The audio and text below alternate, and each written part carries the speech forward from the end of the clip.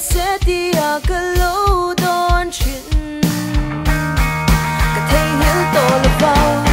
lâu em sẽ là con ba luôn mỏi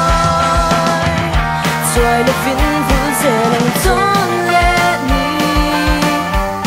là sẽ tia cả lâu đón chuyện thấy hiểu tôi là vào